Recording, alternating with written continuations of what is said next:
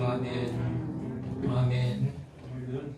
오늘도 현장에서 또 동영상으로 하나님께 예배드리는 여러분 모두 우리 하나님께서 이루어주시고 평안 주시기를 원합니다.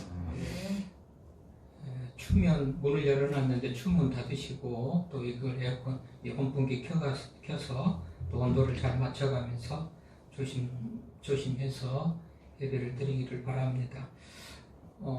잘못을 저질러서 현장에서 체포돼 가지고 경찰서로 압송을 되든지 또 경찰서에서 조사받고 법원으로 또는 구치소로 이렇게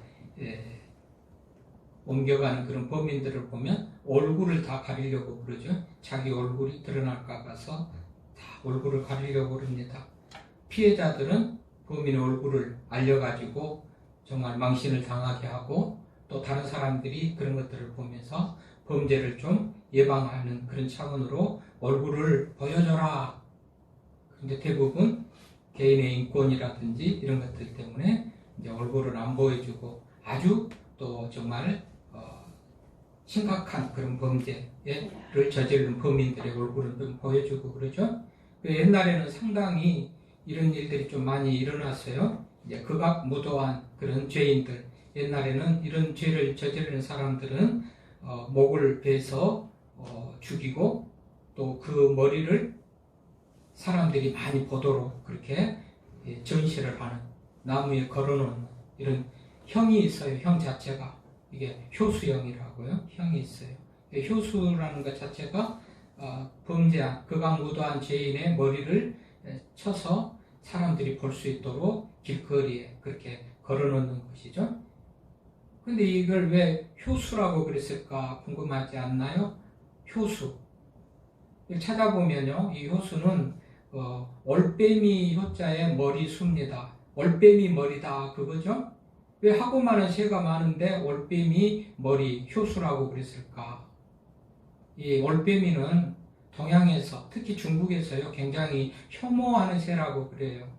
그 이유를 찾아보니까 이 올빼미가 자라서 성장하면 그 어미 올빼미, 어미를 잡아먹는 그런 아주 불효적, 아주 악한 그런 새라는 거죠. 그래서 이것 때문에 중국에서는 이 올빼미를 아주 혐오하고 눈에 보이는 대로 죽여가지고 길거리에 그렇게 전시했던 사람들이 보도록 전시한 이런 어떤 관례, 전통, 관습 이런 것들이 있었던 것 같아요. 그래서 이제 이걸 보면서 올빼미 머리, 효수형에 처하는 어떤 그런 말하자면 벌이 내려지고 그 이름을 효수라고 한 것으로 그렇게 정해집니다. 어쨌든지 얼마나 그 올빼미 머리를 보면서 사람들이 뭘 생각하겠어요?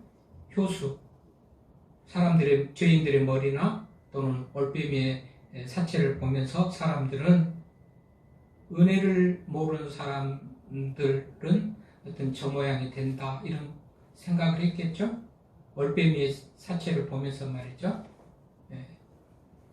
그런 어떤 목적으로 그렇게 올빼미를 길거리에 보도록 그렇게 죽여서 전시해 놓은 것으로 그렇게 이제 그 자료들이 제가 말씀을 준비하면서 보니까 그렇게 전해지고 있더라고요. 자, 오늘 강력하게 하나님께서 여호와의 은택을 잊지 말라 2절에 보면서 여호와의 은택을 잊지 말라, 이건 은혜라는 말이 온총이라는 말이고 같은 말인데 어쨌든지 은택을 잊지 말아라 그러면서 여호와께서 베푸신 은택 6가지를 3절에서 4절에서 5절에서 쭉 얘기하고 있습니다. 거의 한 절에 2가지씩 있죠. 3절에 보니까 죄악을 사하여주고 병을 고쳐주고, 4절에 보면 생명을 파멸해서 속량하시고 긍휼한 간을, 인자와 긍휼의 간을 씌워주시고, 5절에 보니까 좋은 곳으로 소원을 만족하게 하고 독수리같이 새롭게 하신다. 이 6가지 은혜들을 얘기하고 있어요. 그러면서 이 6가지 은혜를 베푸신 하나님의 은혜, 은택에 대해서 잊지 말아라. 지금 말씀이 그렇게 내용이 되어 있는 것입니다. 그래서 이 오늘 말씀을 가지면서 우리도 하나님의 은혜를 생각하면서 은혜를 잊지 말고 사는 우리들이 됐으면 좋겠다. 그런 마음을 가지고 본문을 정했는데요. 특별히 오늘 본문에 죄악을 사하여 주신 그 은혜 3절에 사순절의 주제하고 맞는 본문이 되는 것은 죄악의 문제는 사순절은 인간의 죄의 문제를 해결하기 위해서 예수님께서 십자가에 죽으신 그런 기간 아니겠어요? 그런 사건을 기억하는 그런 시간. 그래서 오늘 본문이 사순절의 주제로 설교되어질 수 있는 그런 본문이어서 오늘 본문을 설교로 정하면서 어쨌든 말씀을 통해서 6가지 하나님께서 베푸신 은혜, 은택들을 보면서 하나님 앞에 감사를 회복하는 그런 우리가 되어지기를 바랍니다. 자, 오늘 말씀해 보니까 오늘 2절에 보면 은택을 잊지 말라 그랬어요. 은택. 조금 생소하죠? 은혜는 많이 들어봤어요. 그런데 은총은 조금 덜 들어봤어요. 은총, 은혜, 은택 좀 덜 들어봤어요. 덜 들어보고 덜 한 말이다 보니까 저도 더듬거린데 하여튼 은택을 잊지 말라는 거예요. 은택.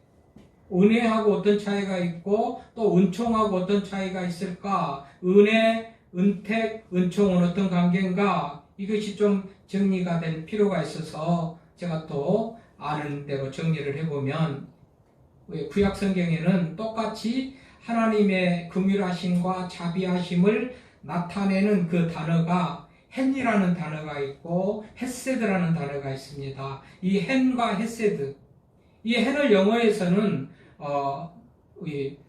파버라고 이렇게 해석을 해요. 예, 헨은 파버. 그 다음에 이 헤세드라는 그 하나님의 자비하심과 긍휼하심을 헤세드라는 그 단어를 그레이스라고 영어로는 해석을 하고 똑같은 의미의 단어 헨은 파버라고 그렇게 해석을 했단 말이죠.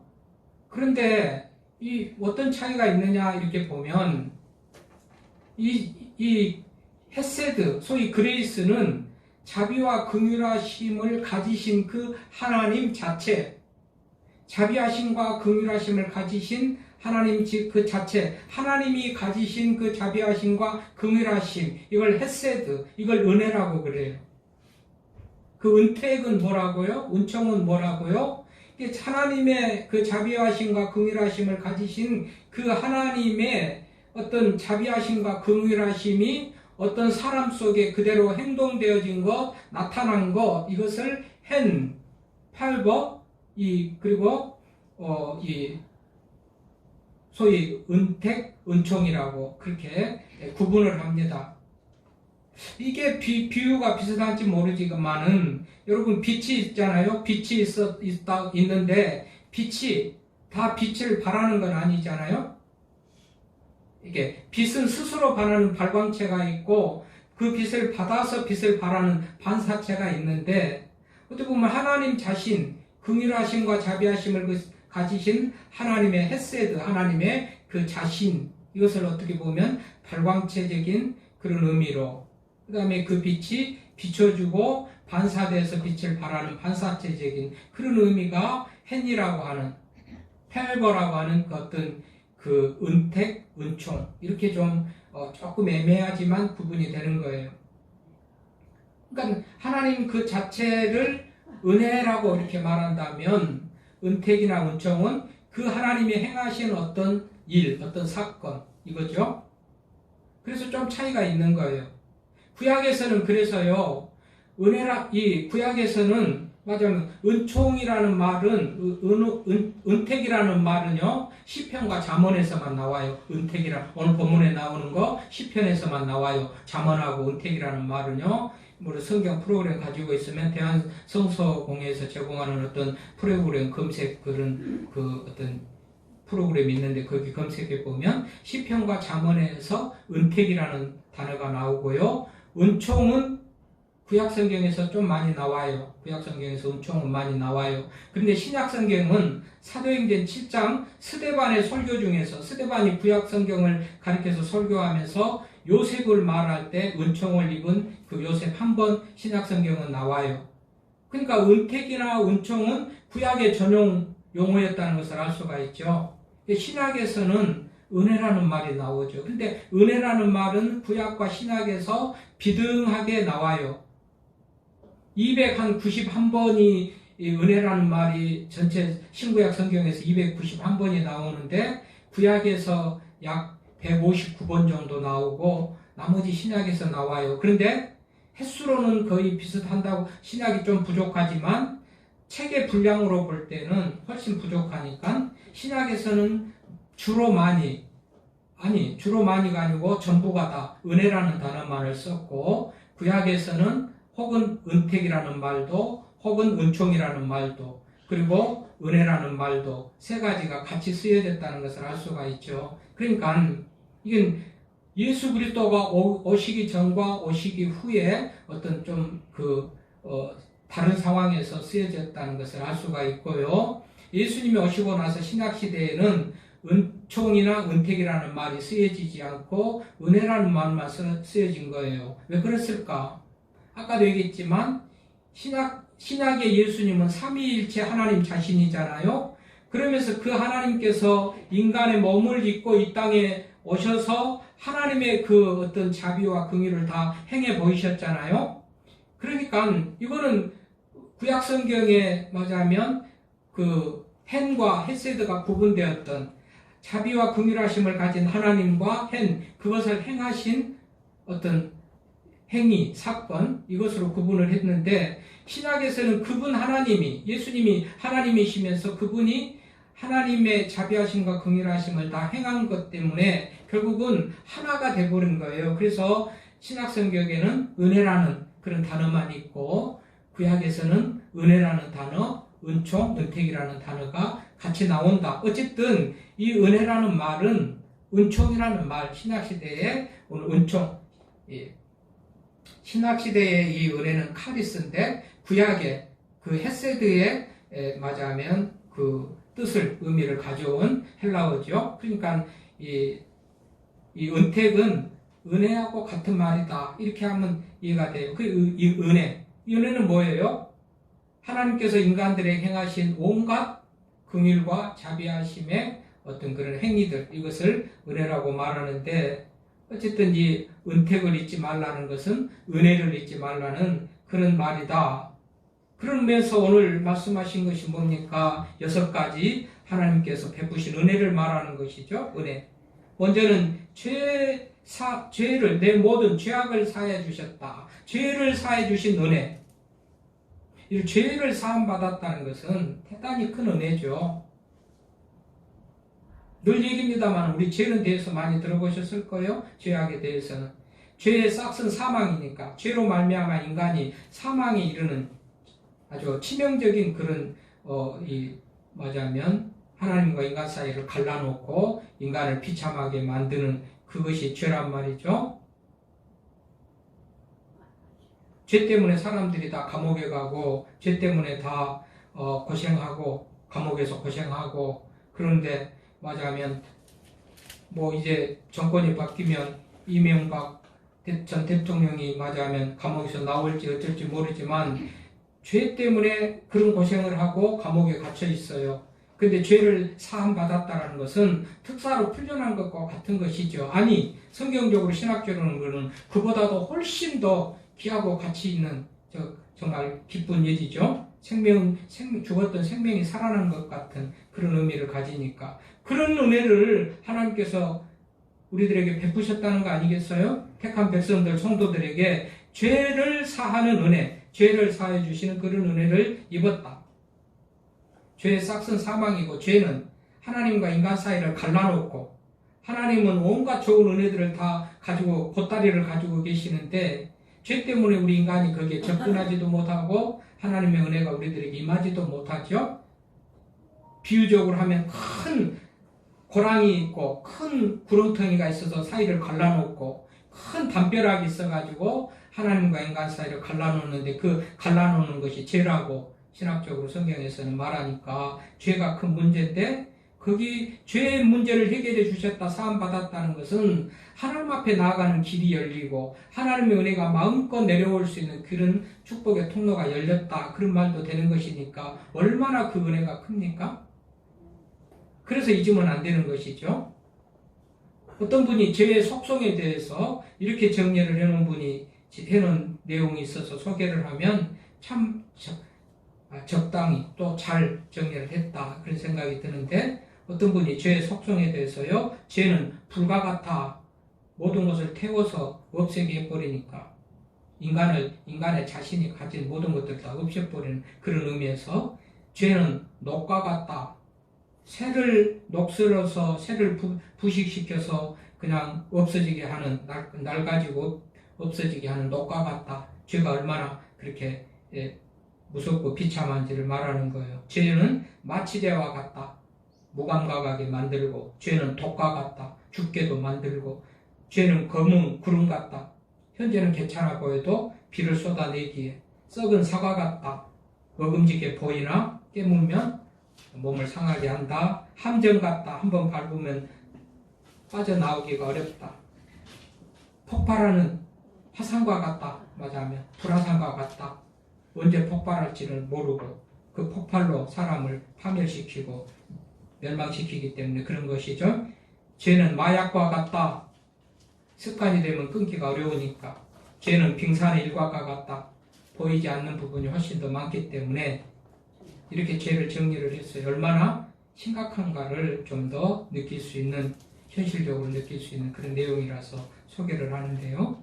그런데 이 죄의 문제를 오늘 사해 주셨다잖아요. 어떻게 사했어요? 예수 그리스도께서 대신, 죄 없으신 예수님께서 우리 죄를 십자가에서 대속해 주셨습니다. 그러니까 사순절의 주제가 되는 거죠. 어떻게 대속해 주셨습니까? 우리 예수님께서 우리의 죄를 다 뒤집어 쓰시고 십자가에 죽어 주심으로 사해 주신 것이죠. 그래서 성경대로 하면 우리가 좀 전에 교동문에서도 읽었고,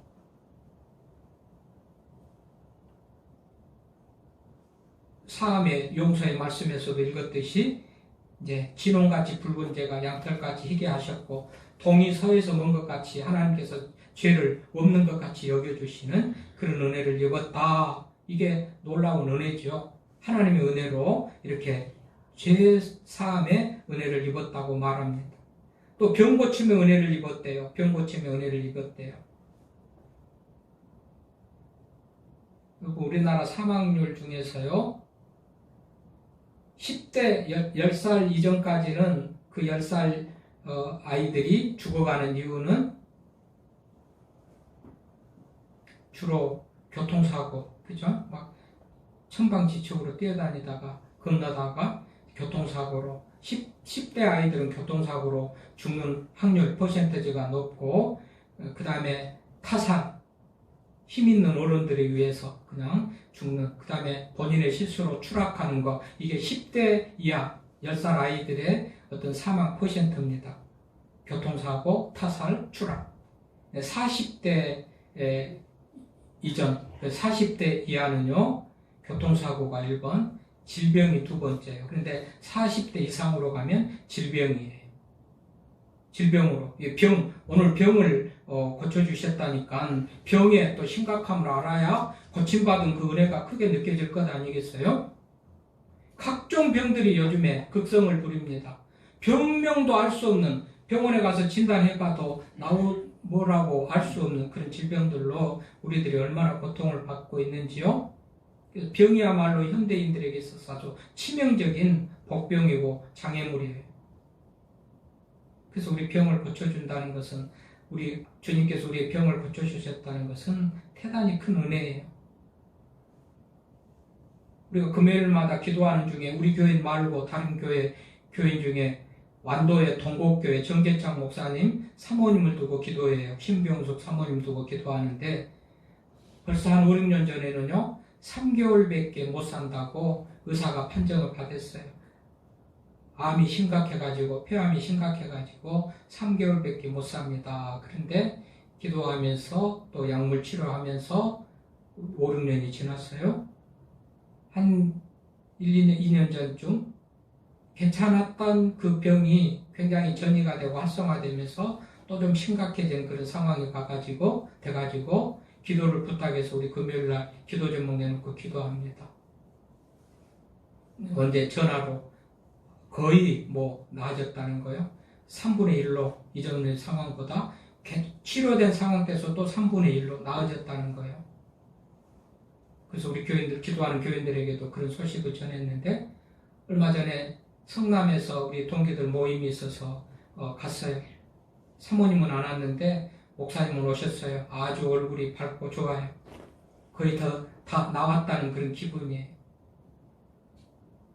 병이 걸렸다고 할 때는 죽을상을 하고 모임에도 안 나오고 전화로만 못 가는데 기도해주고 하고 그러더니 병이 다 나았다니까 기쁘게 나와서 아주 그 소식을 전해요.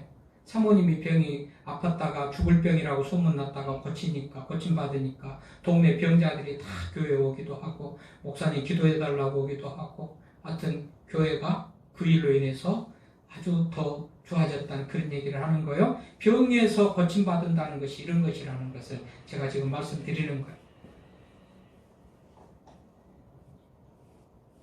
출애굽기 23장 25절에 보니까 내 하나님 여호와를 섬기라. 그리하면 여호와가 너희 양식과 물에 복을 내리고 너희 중에서 병을 제하리라. 신명기 7장 15절에 보니까 여호와께서 내 모든 질병을 내게서 멀리 하사 애굽의 악질에서 걸리지 않게 하고, 마태복음 19장 2절에 보면 예수께서 거기서 가서 그들의 병을 고치더라. 여러 환자들을 찾아가서 병을 고쳤다. 그런 얘기가 있죠. 성경에 보면 수많은 병을 치료하는 그런 얘기들이 많이 있지 않았습니까? 38년 된 병자를 고치기도 하고, 나면서부터 안진뱅이로 고치기도 하고, 소경의 눈을 뜨게도 하고, 귀머거리를 낫게도 하고, 귀신 들린 자를 고치기도 하고, 나병한 자도 고치고, 출산하지 못한 사람도 출산하게 하고, 육체적인 정신적인 모든 질병들을 하나님께서 고치시죠. 그 고치시는 하나님의 은혜가 우리들에게도 이렇게 고쳤다. 혹시 병을 알았다가 나은 분들도 하나님께서 이렇게 고쳐주신 줄 믿으시기를 바랍니다. 나는 아파본 적이 없고 병을 고쳐받은 기억이 없는데 언제 고쳐주실까? 정신적으로도 하나님이 고쳐주셨고, 이미도 병이 걸릴 수밖에 없는 상황 속에서라도 건강하게 하는 것도 하나님이 지켜주셨다라는 이런 믿음을 가지시기를 바랍니다. 여러분, 수많은 사람들이 병에 걸리잖아요. 재해와 사고와 사건으로 하루에도 수십 명씩 죽어가요. 담배로 하루에 사망이 159명인 걸 그저께 신문에 보니까 이렇게 하루에 담배 피다가 죽은 사람이 159명이래요. 그래서 담배를 좀 피지 말라고 내가 오늘 칼럼에 썼는데 읽어보시고, 담배 피는 분들이 있으면 갖다 주시고 그러세요. 어쨌든지 하루에도 수많은 사람들이 질병이든지 담배든지 술이든지 사건, 사고, 재해로 인해서 죽어가는데 우리가 건강하다는 것 자체도 하나님께서 지켜주신 줄로 믿습니다. 그래서 감사하자는 거예요. 그래서 감사할 수 있는 거예요. 그래서 모든 죄를 사하시고 모든 질병을 고치시고, 4절에 보니까 또 뭐예요? 생명을 파멸해서 속량하시고 그랬죠? 우리 생명같이 귀한 게 어디가 있겠어요? 생명. 천하보다도 귀하다고 성경은 또 말하는데 생명을 파멸해서 속량해 주셨대요. 여러분, 생명이 귀하다는 것을 요즘에 전쟁이 지금 러시아가 우크라이나를 침략해가지고 지금 전쟁이 일어나는데 그저께 신문에 보면 민간인 희생자가 2,000명이래요. 군인도 있었고 상대방도 있고 뭐 러시아군도 있고 우크라이나도 있고 파악 안 된 사람도 있고 수없이 많을 텐데, 제가 볼 때는 그렇게 폭격이 심하게 하고 그러는데 그것밖에 안 죽었을까 싶습니다만, 어쨌든지 2,000명, 어마어마한 숫자죠. 2,000명이 전쟁으로 지금 죽어갔대요. 이걸 생각하면 생명이 얼마나, 만약에 그 죽어가는 폭격의 현장 속에서 생명을 살아나서 사는 사람이 있다면 그야말로 할렐루야 하나님 감사합니다 할 거죠. 생명이 얼마나 귀해요? 생명을 구해주신다.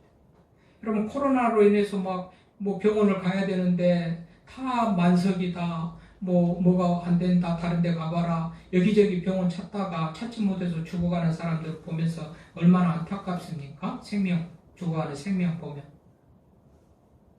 최근에 봉천동에서 한 아이가 차에 치여가지고 교통사고를 당한 거예요. 뭐 아이다 보니까 뭐 특별하게 뭐 신분이나 뭐 같은 거 알 길도 없고, 우선 뭐 운전수는 아이를 살리는 게 급하니까 가까운 병원으로 뛰어갔는데 부모 데리고 와라. 부모는 없으면 안 된다. 그래서 또 여기저기 한 대여섯 군데를 다녔대요. 그리고 결국 살리지 못하고 죽었어요. 다 부모들이 없다는 거죠. 알고 봤더니 나중에 밝혀진 바에 의하면 맨 처음에 갔던 그 병원의 딸이 원장의 딸이라던 거 아니겠어요? 너무 생명을, 돈 없어도 안 되고 부모 없어도 안 되고 생명을 살리고 봐야 될 텐데 생명에 맞으면 가치가 너무 이렇게 소홀해지는 그런 상황 속에서 우리가 생명을, 하나님께서 우리의 생명을 파멸해서 속량하셨다니 대단한 은혜예요.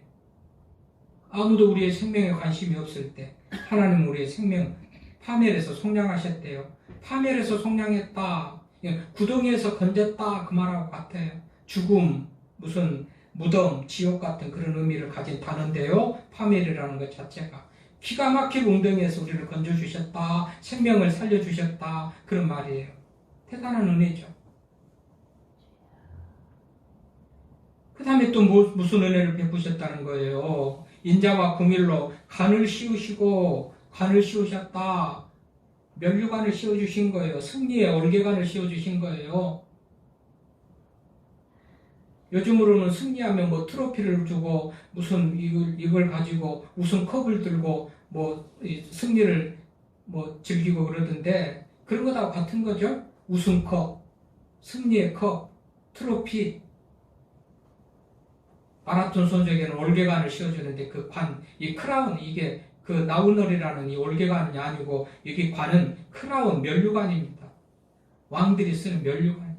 성경에 보니까 영화로운 면류관, 영광의 면류관, 자랑의 면류관, 생명의 면류관, 금 면류관, 면류관이 참 많습니다. 그런 면류관들을 주실 거고 주신 거예요.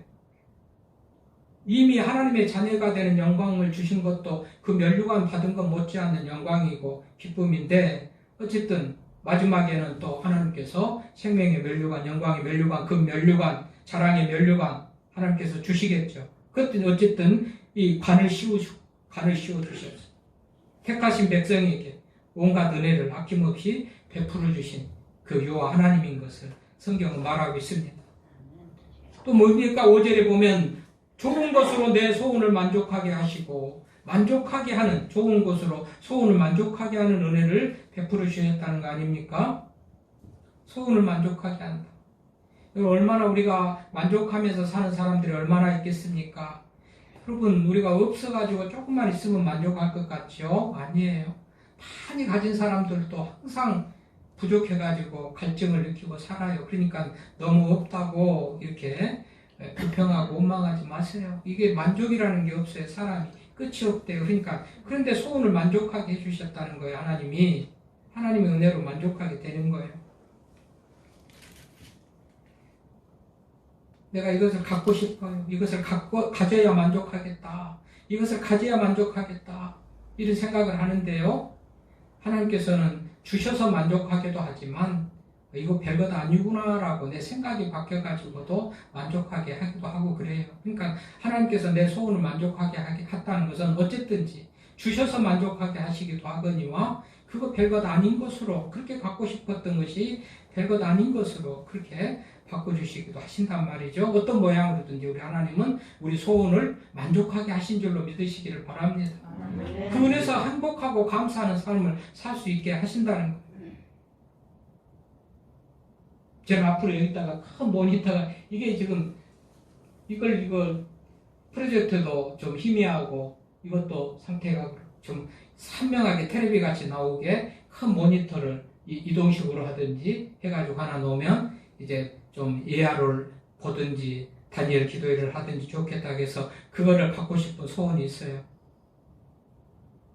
11월 달에는 해놓고 싶은 그런 소원이 있는데, 어쨌든지 그것을 이루면 얼마나 행복하고 만족하고 기쁘겠어요? 그런데 또 뭐냐면 아니더라도 그것을 만족하게 하는 그런 은혜를 또 주신단 말이죠. 어쨌든 이제 좋은 것으로 내 소원을 만족하게 하시는 그런 은혜를 주신다. 또 뭡니까? 독수리같이 새롭게 하신다. 내 청춘을 독수리같이 새롭게 하신다.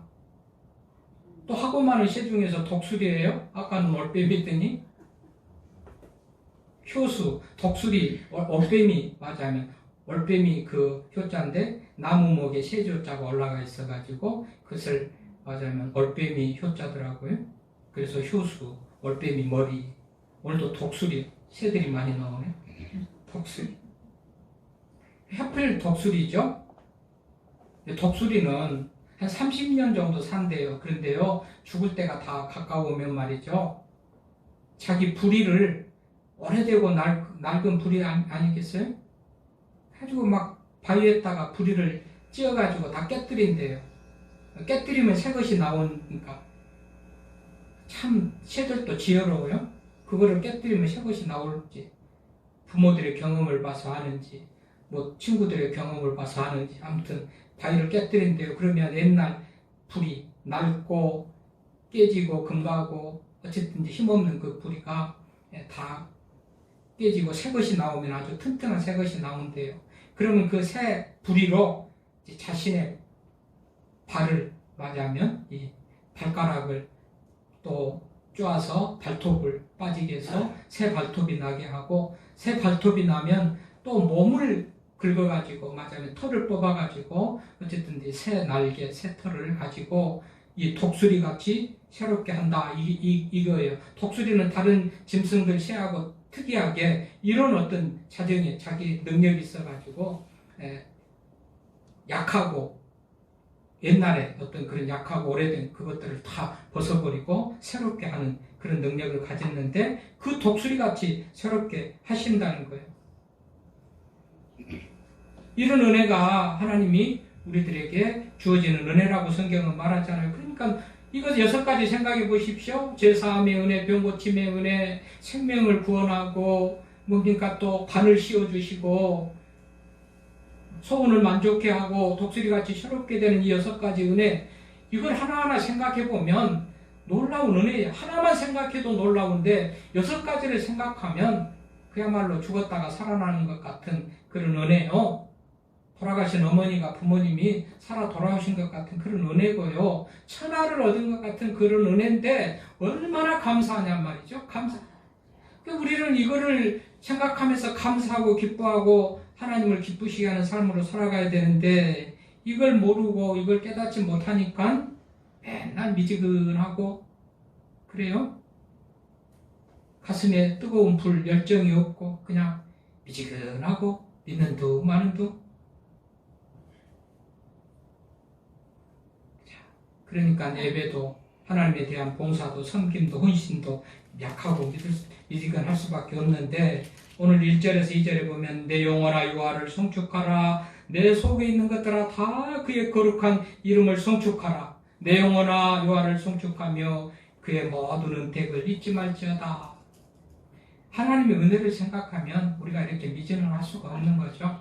6가지 은혜를 생각해 보세요. 한 가지만도 얼마나 귀한 은혜인데 6가지 은혜를 생각하면 기뻐 뛰는 거예요. 기뻐 뛰며 주를 보겠네 찬송하는 거예요.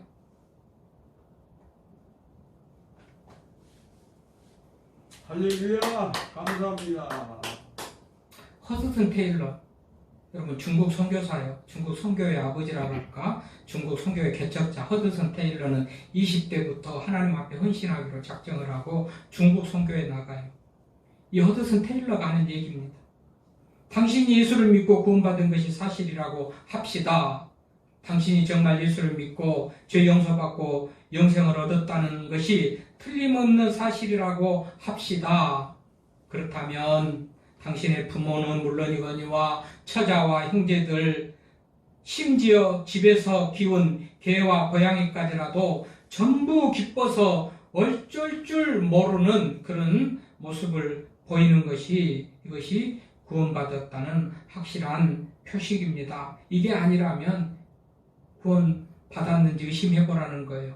그러니까 이렇게 하나님께로부터 받은 은혜가 귀하고 복된데 이것을 받고도 기쁨이 없고 감사도 없고 이렇다면 구원받았는지 의심을 하고 내가 정말 하나님의 이런 은혜를, 은택을 받았는지를 다시 한번 생각해 보라는 얘기예요. 여러분, 구원받았습니까? 6가지 은혜를 받았습니까? 혹은 한 가지라도 받은 것이 확실합니까? 그렇다면 이제 우리는 그야말로 유아를 찬양하며 송축하며 예배하며 하나님을 기쁘시게 하는 그런 모습이 있어야 될 줄로 믿습니다. 아멘. 그 좋은 은혜를 주셨는데도 맨날 불만인 것 같이 불평인 것 같이 하나님은 나한테 아무것도 안 해주고 나만 하나님 앞에 다 헌신하고 드리고 봉사하고 손해보는 것 같이 그렇게 사시면 안 된단 말이죠. 지금 우리들의 모습은 어때요? 맨날 나는 하나님 앞에 드린 것밖에 없고 주님을 위해서 헌신하고 시간 내고 몸으로 봉사하고 이건 뭐야? 믿는 것이 왜 이래? 이렇게 힘들어? 이렇게 하면 하나님의 은혜를 기억하지 못하는 그런 모습이래요. 하나님의 은혜를 기억하고 하나님께서 받은 은혜를 생각하면 그럴 수가 없는 거예요. 빌라도에게도 허락하지 않았던 구원의 은혜, 로마 황제에게도 허락하지 않았던 구원의 은혜, 박사에게도 재벌들에게도 허락하지 않았던 그 하나님의 은혜를 하나님께서 우리들에게 허락해 주셨어요. 우리가 몰라서 그렇지 얼마나 이게 은혜가 잊을 수 없는 거예요. 잊을 수 없는 거. 감사할 수밖에 없는 거. 그래서 오늘 시편 기자가 오늘 다윗이죠. 다윗. 시편 오늘 말씀을 한 분이 하나님의 감동으로 이 말씀을 기록한 분이 다윗인데 다윗이 이렇게 가리키는 다윗이 내 영혼아 여호와를 송축하라 그의 모든 은택을 잊지 말라. 그런 의미에서 사순절에 우리를 위해서 죽어주심으로 죄의 문제를 해결하고 우리의 모든 것을 다시 생명을 구원하시고 죄의 문제를 해결하시고 믿음 안에서 온갖 좋은 은혜들을 주신 하나님의 은혜에 감사하면서 더욱더 이 은택을 잊지 말고 이 은혜를 잊지 말고 하나님 앞에서 더 하나님 앞에 영광을 돌리면서 사는 우리가 되어줄 수 있기를 바랍니다. 아멘. 아멘. 기도합시다. 하나님